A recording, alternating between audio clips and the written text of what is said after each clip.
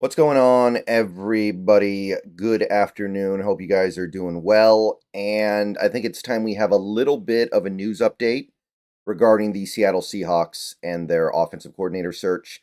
Haven't had one of these in a little bit because honestly, things have been really slow lately.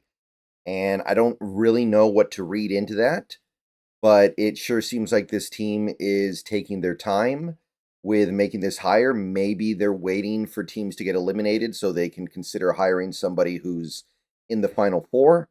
Maybe they're waiting for one particular candidate to shake free from like Ohio State. Maybe they really wanted to interview Chip Kelly first, so they needed to wait for the national championship to be over. I don't know. But some people are definitely losing their patience, not just because we haven't hired anybody yet, but because we're not hearing a lot of new information. Like we heard about Leftwich last week, and we heard about a second interview with Udinsky, and now a couple days ago we heard about the second interview with Hank Fraley, and that's been about it. So in terms of new stuff, it's been basically nothing, and mostly it just seems like the Seahawks have kind of honed in on the three guys they really like while leaving the door open for maybe somebody in the final four to be the guy they like even more. But I figure this is worth talking about. We got an update from a couple different sources. Dugar, one of them, we'll take a look at his tweet here. But first, I want to remind everybody I'm streaming on the Bleacher Report tonight. So if you don't already have the Bleacher Report app, download it and get following me over there. I posted the link to the community tab a little while ago, so you can click the link to get to the stream. From there, you should be able to follow me and get notified whenever I go live. I'll be posting the link again to the community tab when I go live, so be there and we'll talk about stuff. We'll talk about whatever Seahawks stuff comes to mind, and we'll try to figure out where this goes. So let's take a look at this, because this is kind of interesting, because there are a lot of moving pieces right now when it comes to coaching stuff in the NFL. You've got the Jets have hired Aaron Glenn. Of course, the Bears hired Ben Johnson. There's some buzz that Jacksonville's going to get Salah, and there was some buzz that Liam Cohen could be the guy in Jacksonville, or maybe even the guy in Vegas. And all of these moving pieces affect where openings are and where an interest in a particular candidate might be. Like, a lot of people thought, and we're going to mostly be talking about Hank Fraley in this video, that Hank Fraley might join Ben Johnson in Chicago, but current reports are probably not. So Hank Fraley remains open. And it sure seems like, despite some earlier reports that Clint Kubiak was the overwhelming favorite to be the Seahawks offensive coordinator, that's kind of where this was headed. It feels like either we've backed off a bit from that, or maybe Kubiak didn't do very well in his second interview, or maybe Kubiak is waiting out another situation before he commits. For one reason or another, the tides have kind of turned in favor of an interesting idea here. So Albert Breer passed this along initially, and a few other people have re-reported it. Corbin, Dugar, I think Brady Henderson as well, the usual suspects. Apparently the Seahawks are intrigued by the idea of having Hank Fraley as the offensive coordinator, and all reports are that he should be available for that, right? Because Ben Johnson looks like he wants Mark Brunell as his offensive coordinator, and it looks like the Lions are looking to promote Tanner Engstrand, so that would leave Hank Fraley available for an OC job, especially if you give him play calling. So it seems like that is currently where things are headed. Hank Fraley as offensive coordinator. And that move, in theory, will be paired with bringing in a big-time passing game coordinator and kind of making them co-offensive coordinators.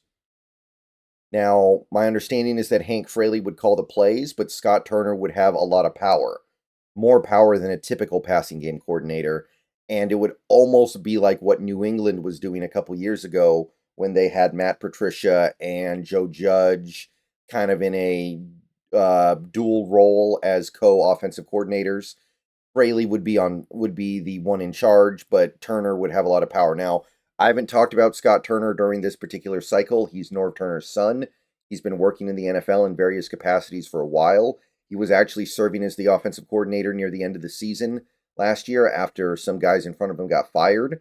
So he's done some play calling before, done some OC work before. But this is definitely an interesting scenario. And I've discussed Hank Fraley at length. I get the appeal. I understand why people are into it. And I could definitely see it working out.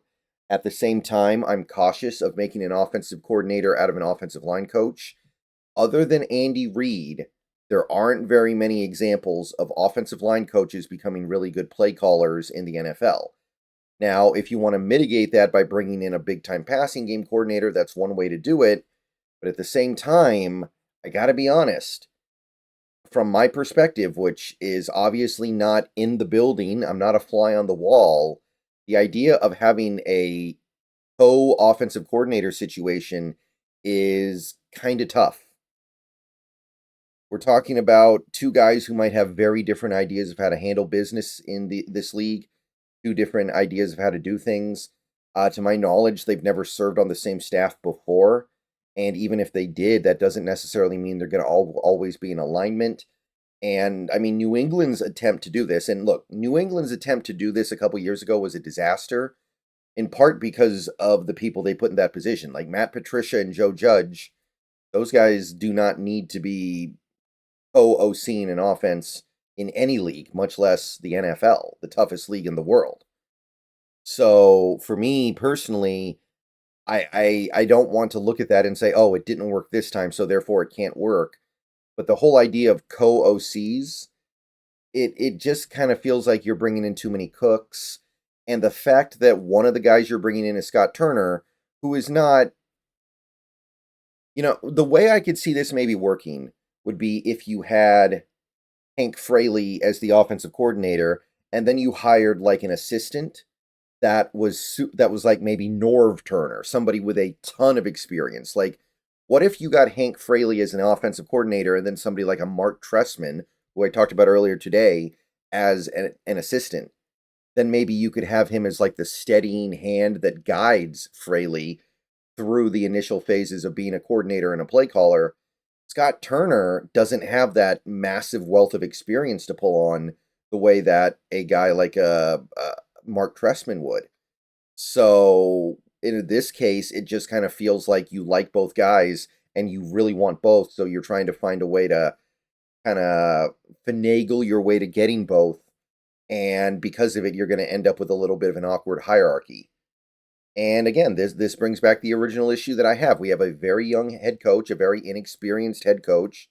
I kind of want a veteran, experienced offensive coordinator, or at the very least, a young offensive coordinator with a very experienced guy assisting him from kind of like what Norv Turner is doing right now, all right? Norv Turner's not an OC right now. He's just an assistant. He's just helping. Like somebody like that. Now, maybe you could get Norv Turner in that kind of role if you get Scott Turner, but I don't know. This one, I don't hate it. I definitely don't hate it. I could see it working. Hank Fraley, I mean, there is a little bit of precedence here. You do have Andy Reid, who's one of the great play callers of all time.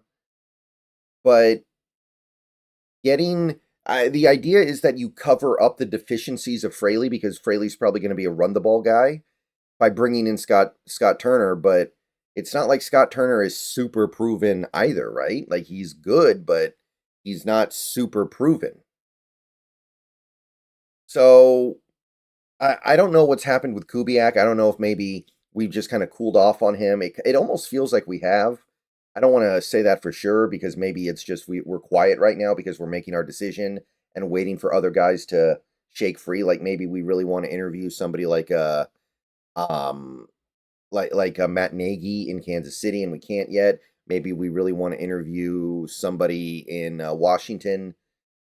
I don't want to speculate too hard on that, but it does kind of feel like this is the new most likely outcome.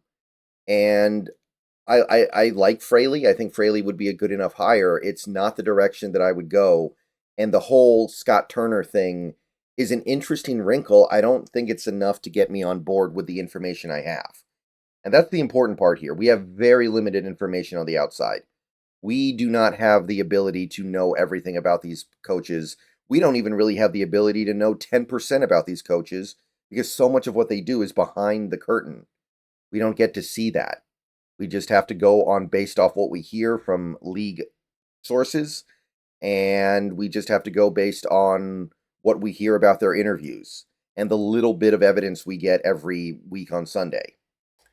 Okay, so I'm going to go and get out of here. Again, check out the Bleacher Report stream tonight. Let me know what you guys think. And let me know what you think about this, too. See you guys later. Go Hawks. That's the latest. I know it's not a lot, but that's all we're working with right now.